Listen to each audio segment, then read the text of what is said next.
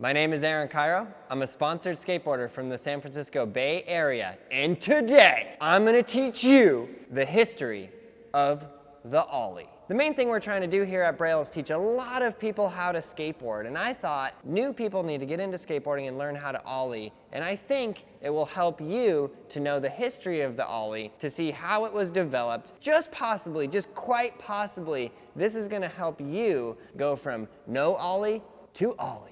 Now I'm going to bring in the official historian, Mr. Carlos Lastra. All right, Mr. Carlos Lastra, so how long have you been a skateboarding historian? Since I've started 19 years ago. Boom. So basically what you're trying to tell me is it started with the gorilla Ollie. Yeah, the gorilla Ollie was basically what you would do is you'd go barefoot and you would actually use your toes to grab each end of the board and grabbing it, just jump as high as you can, and you would get a lot of cuts. So it was the most dangerous version of the Ollie. So that was the gorilla jump So or the gorilla basically Ollie. you can grab a board with your toes? Yeah, technically. I mean, I can. I have nubs, so.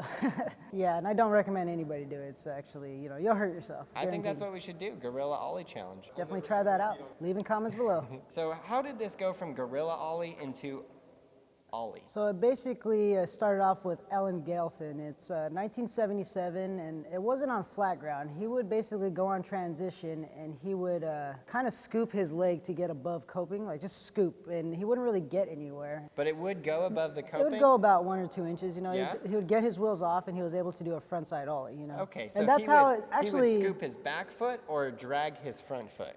He would just scoop his back foot. His front foot would follow through slowly, and then he would get a little bit. Okay, so his front foot is basically flat on there, and his back foot would scoop. Yes. And it would pop the board just above the coping. Just slightly, maybe 1 or 2 inches. The reason they would call him Ollie because he would eat at a restaurant called Ollie's all the time. Really? So that's where the name Ollie comes from, and his Mind name is blown. Alan Gelfin, and he invented it in 1977. From a nickname into the most important trick of the skateboarding world ever. This is sort of why people call me Taco Bell. Really? Oh, we can go somewhere and talk about it. Awkward.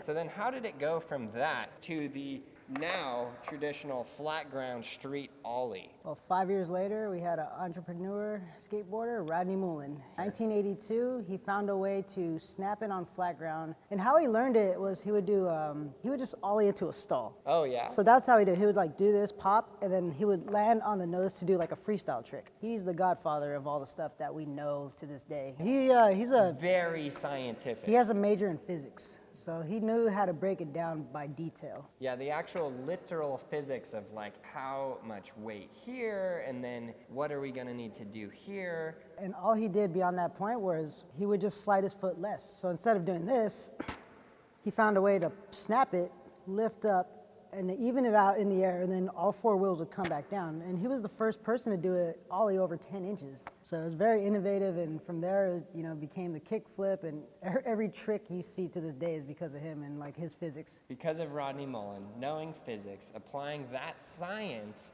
to this piece of wood with wheels and your shoes. To me, that's like actually really, really cool. And it just shows what you can do the more knowledge you get, which is why we want to make more of these videos teaching you guys more about this stuff. And what I loved about it, it was so innovative that it was on a cover of a magazine. So it was just him popping a first flat ground Ollie above 10 inches, and people like loved it. And then he went from taking it to 1 board, and then he started Ollieing over 2 boards, and next thing you know, 3 boards, because he started understanding to apply more pressure and sliding your foot higher to even it out, and just sucking your legs up and then bringing it right back down. And like, I'm telling you, I'm an avid skate nerd, and it's insane that he, like, to this day, it's insane to like one guy can invent such a crazy trick, And that's what I love about skateboarding is because you can learn those basics and build on that, and then you could go out and you could invent some crazy cool trick because not everything has been done. There's always new stuff being done. It's How long have you been skateboarding? 3,500 years. 19 for me, but I don't even feel like I made a dent in the sport. I'm still doing the best to progress every day, and I think that's the idea of skateboarding, Exactly. So the thing I think that is important for you guys to understand, and you can add in your 2 cents on this as well, that I think most people do is they keep their foot flat, and then they pop it, and they go, because it's pretty common if you watch any tutorial, it's going to tell you, slide your foot up, slide your foot up. So a kid will go, pop, and they'll either push their foot down, or they will just leave their foot flat and slide it up. But what they actually have to do is curve their foot like that and drag it so it's the top of their shoe that's dragging against this grip tape, which is actually providing some force against this plane that's going to make the board go from flat on the ground, pop, up into the air.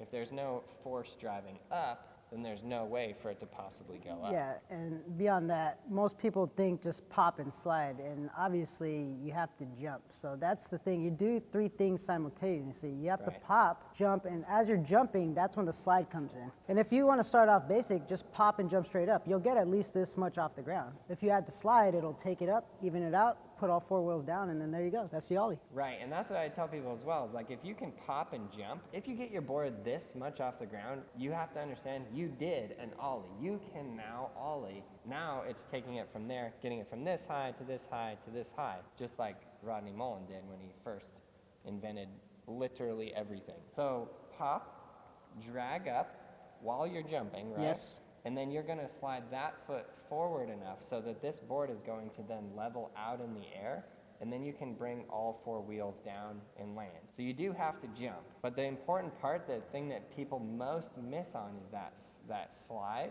and it's that one piece of the ankle where you're turning your foot like that and then dragging your foot up, which makes it actually drag and go up into the air. And to make it a little more effective, you just bend your knees, bend your back knee more than your front knee, because that's going to be the release. That applies the most pressure to when you release it, you're basically sending it off to your front foot. As you're jumping, boom, you go even higher. Absolutely incredible. I hope that this video helped you guys. I hope it helped you to understand. I think even understanding why they call it an Ollie in the background of where that came from is cool and important, and will actually help you progress in your skateboarding. So if there's a certain trick that you guys are trying to get down that you're having a hard time with, leave it in the comments below. I really, really, really want to teach you guys how to skateboard, how to learn to do all of the tricks, because we have a blast doing it, and we're on this massive push to get as many people skateboarding all over the world as possible. We have some really exciting things coming up on that, but stay tuned and let us know what you're trying to learn so we can actually help you through it,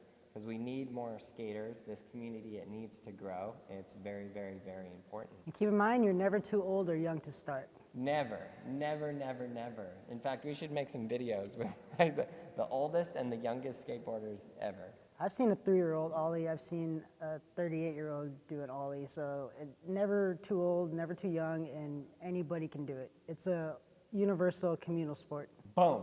Thank you, thank you, thank you, thank you, thank you. If you're not subscribed, you need to subscribe. Click the button right now. Go subscribe. If you are subscribed, click the bell so you get notifications. So every one of these videos that we make, you get it, you know about it, you're there. Please subscribe, like, and leave those comments below. It's really important that you guys leave the comments because we need to know what you're trying to learn, what you're having a hard time with.